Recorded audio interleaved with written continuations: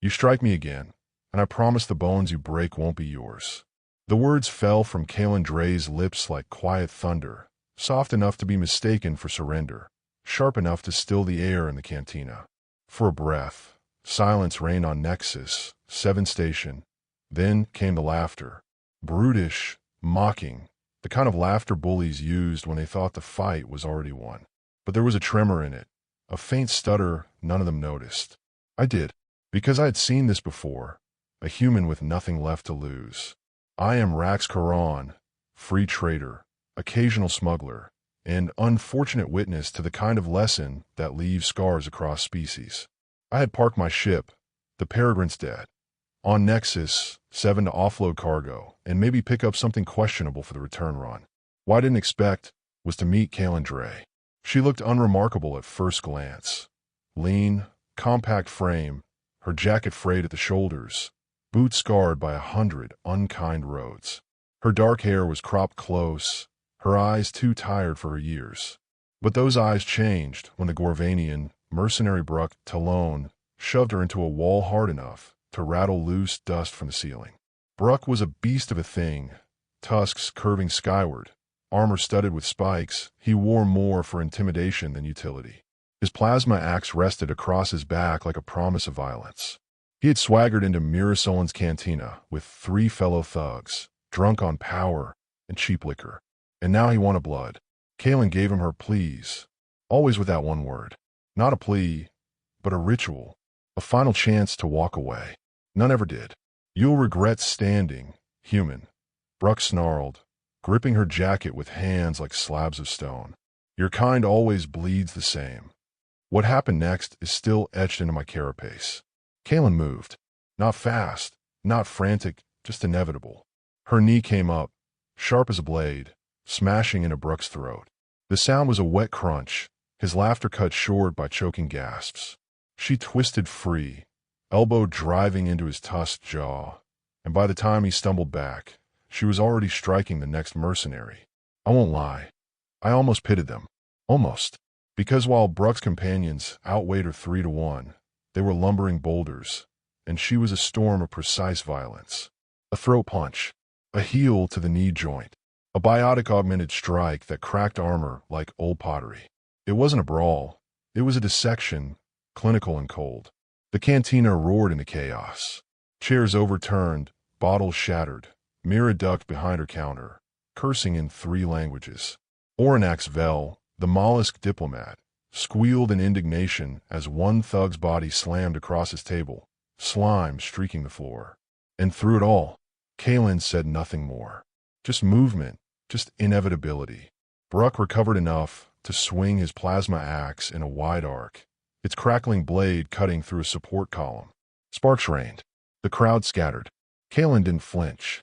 She slid inside his reach, hand snapping to his wrist, twisting with such precision that the axe slipped free and clattered across the floor. She slammed her forehead into his snout, then drove him down with the very weapon he had threatened her with. The impact shook the room. Then silence again. For mercenaries sprawled broken on the floor, groaning, bleeding, their arrogance leaking out with every labored breath. Kalen stood among them, chest rising slow and steady, jacket torn, one knuckle bleeding. She didn't gloat. She didn't smile. She only whispered, "I said please." That's when the doors hissed open, and the temperature of the room shifted. Marshal Sereth Vorn of the Galactic Peacekeepers strode in with a half-squad of armored enforcers. Tall, reptilian, skin gleaming like wet emerald, he radiated disdain. His silver armor reflected the neon lights of the cantina, his eyes narrowing on the scene as though it personally offended him. "What is the meaning of this disruption?" he demanded, voice carrying the weight of authority sharpened by contempt. His gaze fell on Kalen, then on the mercenary strewn about her feet. His jaw tightened. "Humans," he said like a curse. She defended herself. Mira called from behind the bar. "They started it." "Enough." Sereth raised a clawed hand, silencing the room. His enforcers leveled rifles, a dozen glowing barrels trained on Kalen. "Nexus 7 thrives on order. Violence is disorder. You will come with us." I should have walked away. Smugglers survive by keeping their mandibles shut. But something about Kalen, the quiet in her eyes, the way she hadn't begged, hadn't bragged, stirred a long-buried memory of being the smallest in a pirate's den, mocked until I proved them wrong. So I spoke. "Marshal," I said, stepping forward, "perhaps you should ask who threw the first blow. Or maybe check your surveillance logs before dragging the wrong body out in chains." Helios, the station's AI, flickered to life overhead. Correction. The human calendar issued 3 verbal warnings before engaging. Threat assessment data confirms mercenaries initiated contact with hostile intent. The voice was smooth, clinical, yet tinged with curiosity, almost as if the machine were amused. Sereth's lips curled in irritation. He hated being contradicted, especially by his own station intelligence. But he wasn't about to arrest Brooke. Mercenaries kept the outer sectors in uneasy balance, and he needed them more than one wandering human. "This human is a destabilizing influence," Sereth pronounced, ignoring the evidence. "Remove her from Nexus 7 before she poisons the peace." Kaelin finally spoke, her voice quiet but carrying. "If I leave, they'll follow. And next time, someone else will be lying on the floor. Someone weaker." Her defiance was not loud, not boastful, but it carried weight. Even Sereth felt it, though he masked it with a sneer. He waved his hand, signaling his men to stand down, but his eyes locked on her like a predator marking prey. "You will regret staying." And there it was. The moment a conflict became inevitable. Later, I would replay that scene in my head 100 times. The hushed cantina, the mercenaries groaning, the peacekeeper commander making his threat. But the image that haunts me most is Kaelin's face. Not angry, not triumphant, just tired. A woman who wanted peace and knew it would never stop chasing her. That night, as I walked her back toward the docking bays, I asked the question clawing at my mind. Why not run? Why not leave his place behind? She looked at me, eyes shifting from warm brown to cold steel. "Because I've run enough. And because someone has to teach them that laughter ends." I thought I understood then. I didn't. Not yet. But I would. And so will you, listener, if you carry these words beyond this night. For there is a truth humans carry, hidden behind soft voices and tired smiles. Mercy is not weakness, and warning is not surrender. Remember this. When the quiet ones say please, the wise step aside. For the storm they hold back is not meant for you, but it will drown you all the same.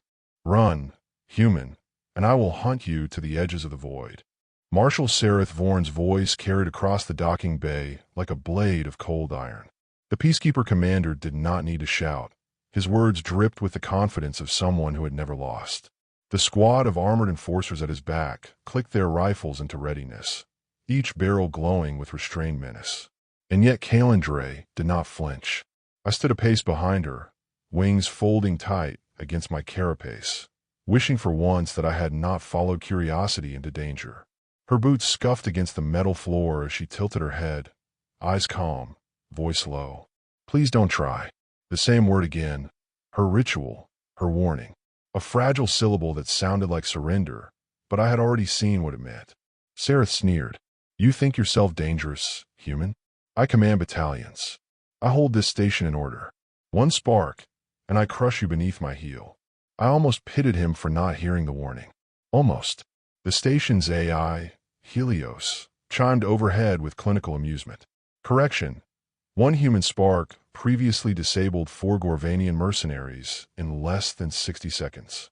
Probability of escalation producing high collateral damage is... Silence, Sereth barked. His authority cracked, brittle, against the machine's neutrality. And in that moment, I saw the truth. It was not law that bound Nexus 7, but his pride. Kaelin raised her chin. "If you aim weapons at me, you'll have your war. But it won't end clean. Not for you. Not for them." Her hand hovered near her belt. Not for a weapon, but for balance.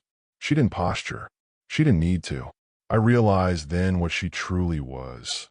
Not a soldier searching for fights, but a soldier cursed never to escape them. Sereth's clawed hand flicked downward, the signal for his men to advance. Enforcers spread out in a crescent, boots striking rhythmically, rifles humming with charge. The bay door sealed shut behind them. The crowd, dockhands, travelers, even smugglers like myself, pressed back into the shadows, muttering bets under their breath. The tension coiled so tight, it was a wonder the air didn't shatter.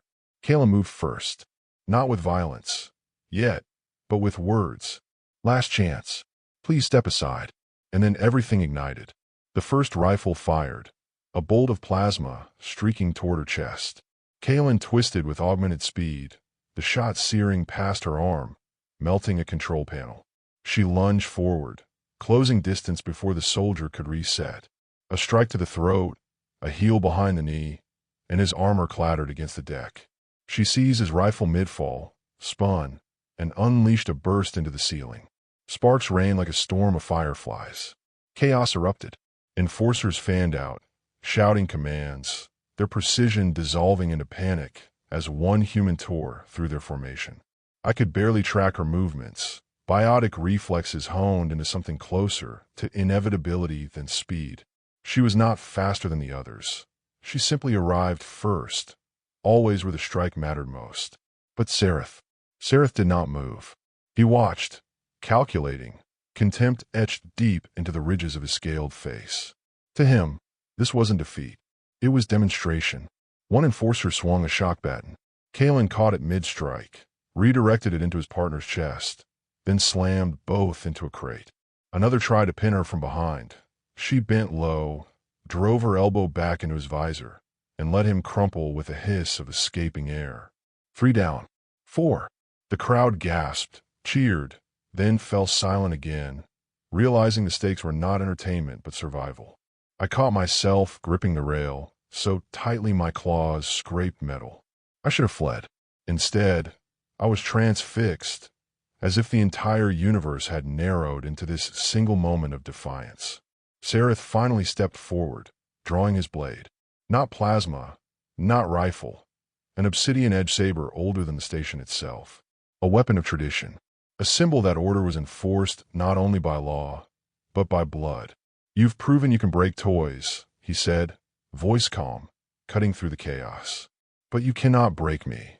Kaylin wiped blood from her knuckle, her breathing steady, her eyes shifting from soft brown to cold steel. "You're mistaking me for someone who wants to." And then they clashed. Her stolen rifle spat fire, his blade deflecting bolts and blinding arcs. She closed distance, swinging the weapon like a club. He countered with precision, each strike of his saber sparking against metal, his movements refined, economical, deadly. This was no brute. Sareth fought like a commander who had survived wars by standing at the front. For the first time, Kalen faltered. His blade grazed her shoulder, searing flesh and fabric alike. She stumbled, dropped the rifle, rolled to evade his next strike. He pressed forward, relentless, each step echoing finality. But then she smiled, just barely. Her hand darted her belt, pulling free not a blade, not a gun, but a strip of dull silver tape. Duct tape. She tore it with her teeth, wrapped it around her bleeding shoulder in a single motion, and raised her fists again. I nearly choked on disbelief. Duct tape? In a duel. The dockworkers murmured in awe, confused, afraid. Helios, the AI, broke its silence with clinical wonder. Observation. Human application of adhesive binding in combat context increases probability of unpredictability by 67%. Sarah sneered. What is this mockery? Kalen's eyes glinted. Insurance. She lunged again, faster than before, pain blunted by sheer audacity.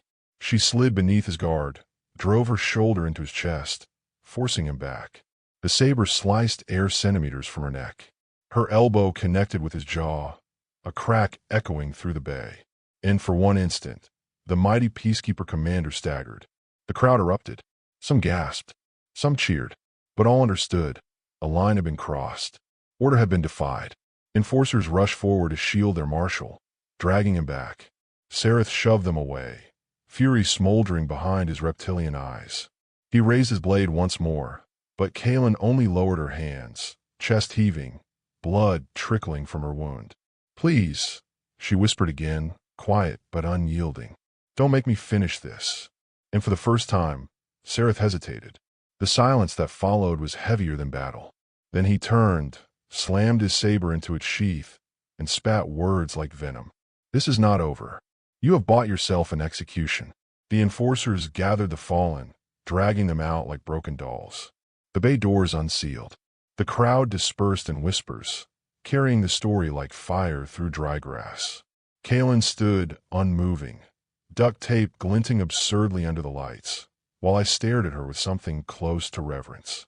Later, I would recall the terror in Sereth's eyes, the disbelief in the crowd, the quiet defiance in Kaelin's posture. And I would know the truth. It was not strength that unbalanced them, but the human refusal to play by rules others thought unbreakable. Remember this, listener. The universe thrives on certainties, laws, hierarchies, chains of command.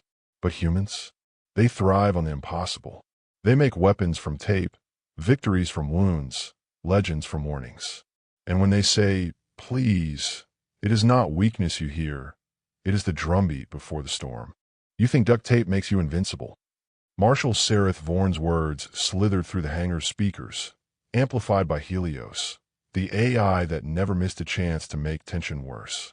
His voice echoed like a cold decree, even though he was not present. He had retreated, wounded in pride, but his influence soaked every corridor of Nexus 7. Kaelin Dre didn't answer. She stood on the edge of docking bay 12, jacket torn, shoulder bound by that ridiculous strip of tape, eyes distant, as if she were already measuring the cost of the next battle. The fight with the peacekeepers hadn't ended in victory. It had ended in stalemate. And for men like Sereth, stalemates were intolerable. Rax Karan, should have been gone by then. My ship had fuel, my hold was light, and my debts called from other systems. Yet something anchored me. Perhaps it was her defiance. Perhaps it was the look in her eyes when she whispered, please, like she was begging the galaxy not to force her hand. Or perhaps it was the creeping dread that if I left, I'd miss the kind of story spacers carried for centuries. That night, the station seemed to breathe differently. Rumors sprinted through corridors faster than plasma bolts. The human had struck down Gorvanian mercenaries. The human had stood against peacekeepers. The human had made Sereth bleed. Half the station feared her. The other half whispered her name with awe, as though she were not flesh and bone but omen. Mira Solon, the bartender, found us in the shadow of a maintenance shaft. You've stirred a storm, she muttered, sliding a bottle across the crate that passed for a table. Every merc band on Nexus 7 is either hunting you for honor or recruiting you for their own ends. And Sereth? He's sealing sectors, calling in reinforcements. You've got hours, maybe less. Kaelin drank, her gaze fixed on nothing. I've had less before. I watched her fingers trace the rim of the bottle, steady, unshaken.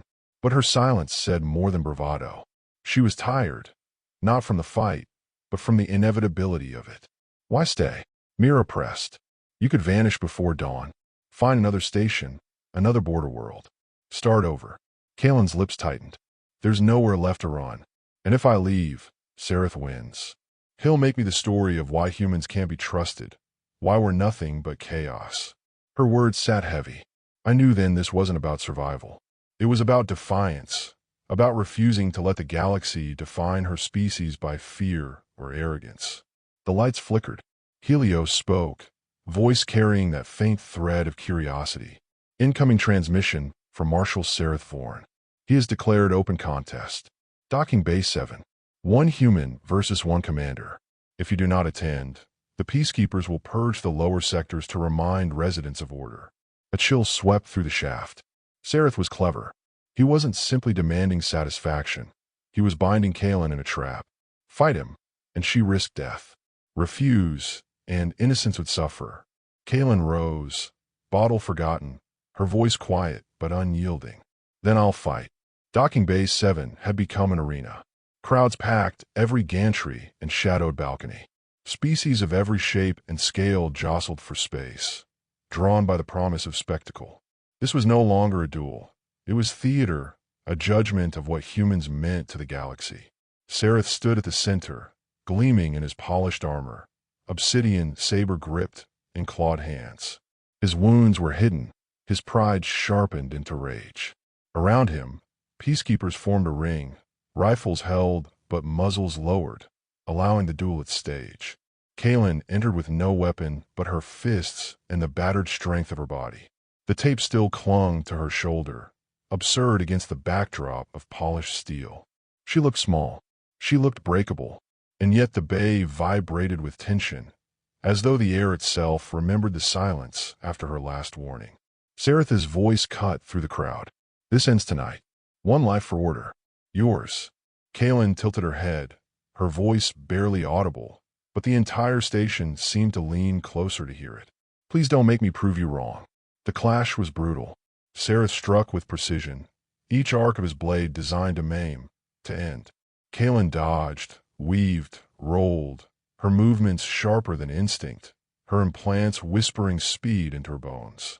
She landed blows when she could, an elbow against his chest plate, a kick that cracked his shin guard, but every strike drew blood from her as well. His blade sliced across her thigh, her forearm, each wound another test of endurance. The crowd roared with each exchange, gasps and cheers weaving into a fevered hymn. Some rooted for order, others for chaos, but all were bound by the gravity of the moment. Then Sarath feinted, his saber darting low before sweeping high. Kaylin was half a second too slow. The blade tore across her ribs, burning flesh, staggering her backward. Blood darkened her jacket, the tape unraveling in useless strips. She fell to one knee. The bay went silent. Sarath raised his blade, victory certain. "This is humanity's lesson. You are fragile. You are finite. And you kneel." Kaylin lifted her head. Her eyes, those weary, steel-brown eyes, burned not with surrender, but with quiet fire. She pushed herself upright, breath ragged, hands trembling. And then, impossibly, she laughed. The sound cut sharper than any blade. "You still don't understand," she whispered. "We don't kneel. We rise." With a surge born not of strength, but of defiance, she closed the distance. Saratha's blade arced down, too slow. Kaylin caught his wrist, twisted, and drove her forehead into his jaw with a crack that echoed like thunder. His grip faltered. She wrenched the saber free, spun, and slammed its obsidian edge into the floor. Sparks exploded. Sarath stumbled back, stunned, his weapon gone. Kaylin stood over him, chest heaving, blood soaking her clothes, the crowd frozen in disbelief. She could have ended him. Instead, she stepped aside. "Please," she said again, softer than before. "Learn." The silence broke into a roar. The crowd erupted, 1,000 voices screaming, chanting, arguing. But the truth was undeniable. One human had humbled the peacekeeper commander, and in sparing him, she had carved something deeper than fear. Respect. Sarath was dragged away, his pride bleeding more than his wounds. The peacekeepers scattered, their certainty fractured. And Kaylin? She simply stood, swaying, refusing to fall until the crowd saw her leave under her own strength. I followed her into the dim corridors, words caught in my throat. She had won, but at a cost written in blood across her body. Still, she carried herself as though she had carried the whole of humanity's weight and found it bearable. That night, as I watched her bind her wounds with nothing more than tape and stubbornness, I realized the truth. The galaxy had always misunderstood humans. They thought strength meant dominance, that mercy meant weakness.